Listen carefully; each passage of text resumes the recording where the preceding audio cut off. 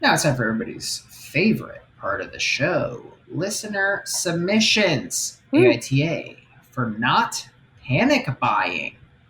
I'm a home healthcare worker. Part of my job includes grocery shopping for my client as she is housebound. I've worked with her for over a year and she knew that she would be a panic buyer.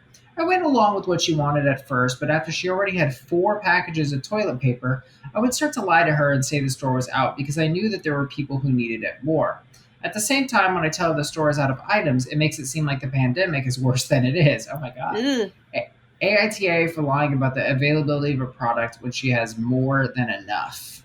Mm, Interesting. This actually, I think, invokes some pretty deep concepts. I mean, it on the does. one hand, it is just a white lie, but she nails it in her analysis, which is that it actually does make things seem scarier, and she's dealing with someone who is very afraid.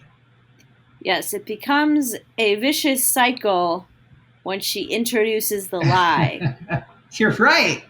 You're right. It just gets worse. Then she's like making calls to get more toilet paper. I mean, it really depends how she plays it. Like, if I were her, I'd be like, they were out, but like I could tell. You know what? I actually, as I was leaving the store, I saw a truck pull up. There was plenty more toilet paper there, No, because so it's then not it's like like, there well, was. you should have gone and blah, blah, blah. Like, you can't say that.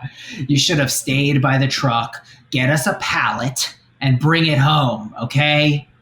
I mean, I don't know. I think you could paint the picture if you're a clever enough liar, but in the end, it's always going to boil down to crafting this lie. Which is such a, I don't know. As some people pointed out in the comments, which I appreciated, because this is pretty out of my own wheelhouse, crafting an elaborate lie like this would ultimately just break the trust, which seems to be an integral part of this type of job.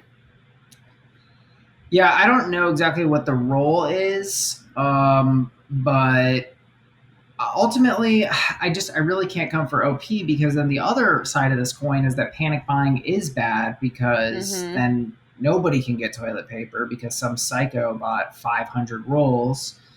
Um, so I think OP's intent is so great. I want to know how big these packages of toilet paper are. I'd say there are at least 12 packs with two Yeah. people, one person who lives alone. I mean, come on, that'll last you plenty of long. Alejandra A writes YTA for lying to her. Just tell her she has plenty and the shelves are stocked full daily so she doesn't have to worry. The reason she wants more is because she thinks there isn't any more. I think that's a reasonable solution. Yeah. Mike G says, no, her care is your responsibility, not maintaining her paranoia. So it So he's sounds like saying, not the he's, asshole. yeah. Randolph B, not the asshole. You, the real MVP, for not letting a hoarder rob others of a wiped ass. Very true. Very true. I gotta interject here. Now I'm sounding like a conspiracy theorist, but like, has anyone not been able to wipe their butt? I'm sure it's happened for some people, but nobody that I know has it been that dire. I'm sure somebody somewhere couldn't get toilet paper and they went home and they were down to the old cardboard and they had to use a magazine or something, but I don't think there's Yeah. a widespread shortage of anything. I think the Um, first few weeks in Georgia, I was talking to my friend, and they were cleaned out of toilet paper. Up here, we were more cleaned out of Lysol. But I don't know. Again, I don't think it was like he was like, "Oh man, gotta start using the dish towels." Like, I think it kind of got figured out before it got to that point. But who knows? I mean, I'm a just take a shower guy. That's what I do. I take 7 showers a day. Denise S writes, YTA, why are you pooping 7 times a day? Don't ask questions. I Denise was S. actually going to ask that. YTA, you lied to your client. Doesn't matter why, you lied. If when she finds out, there will never be any trust between the two of you. I wouldn't want you in my house providing personal care if I couldn't trust you. Who knows what else you might be lying about? I mean, come on. There's such a thing as a white lie. Yeah, You but like know, when you're in this kind of vulnerable position, when you have to hire a home healthcare worker, it's kind of the same thing as we talk about with the guy with the secret room. And it's not the lie itself, it's what the lie represents. How dare you bring up the secret room? This is nothing I like the fucking fucking love the secret secret room. room. For you guys who don't know the lore, the secret room was a boyfriend who had a secret room in his apartment that he didn't tell his fiancée, I believe. At least his live-in girlfriend. Yeah, we found him to be the asshole. I feel you. I mean, there is a potential trust issue here, but like I think Mike G kind of hit the nail at least close to the head. It's maintaining her paranoia. I just feel like there is a common sense approach to this, which is just saying like, hey, I wasn't able to get any toilet paper. I think there's plenty. I talked to them, whatever. Just offer up a. I guess my question is like, why is OP's first instinct to lie? Like, why weren't they like, Gladys, you have 4 rolls, and I promise you that there's been toilet paper every single time I've gone to the store, and why don't we let the other people have it? Like, where was that convo? Well, because maybe their vibe is that Gladys is just like, no, I don't pay you to think. I pay you to get toilet paper. So I would like to have known that. That's actually kind of crucial to me. I feel like Gladys is kind of a monster. I don't know, Sarah. I think it's not good to lie to your quote unquote clients, but I feel like OP is honestly doing the best thing for society. I agree, you're right, though. She should try to confront Gladys. With the truth. That's it. I mean, that's the best way out of this. It's really like not the asshole for not panic buying. Definitely not. But I don't. But okay, the thing is like these things. The headline is never really what the actual issue is. Like rarely have we ever had one that it actually hits at what the person is asking. That's funny. AITA for not panic buying and lying to Gladys. So no, you're not the asshole for not panic buying, but are you the asshole for telling this white lie to get out of panic buying? I say no, because I say the ends justify the means. She's got Gladys. Maybe Gladys is a little bit more paranoid. It's all about how you say things too, right? There's a big gap between, oh, yeah, the store was out, but I'm pretty sure it'll be fine. Don't worry about it. And, if you were really saying that, you'd be like, the store was out. I mean, there's just nothing I could do,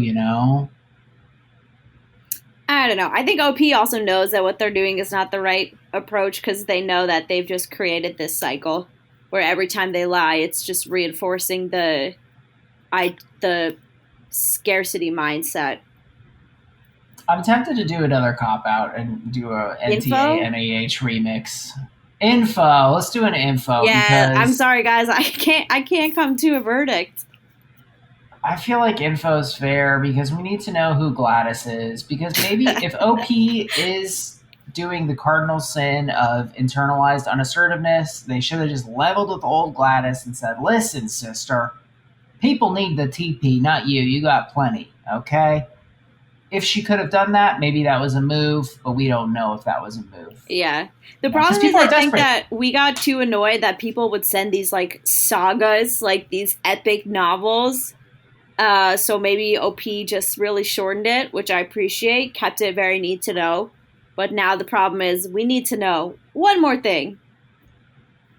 I think the other aspect of this, too, with her not pushing back and not even risking it is, we live in a scary economy right now for a lot of people. So that could be another component. People, they don't want to mess with anyone who's giving them money. They don't want to push very back. True. That's a very good point. You don't want to lose your job. Not right now. Especially over some toilet paper. Woof. Yeah. So we'll say AITA for not panic buying. A big fat INFO. Very rare, but it is happening, people. Guys, thank you so much for tuning in. Sarah, it's been great to do this. It's been fun. It's having something to look forward to, and it helps me remember what day of the week it is. That's one of the main reasons we started the podcast, just to know what day is it. Just as a calendar.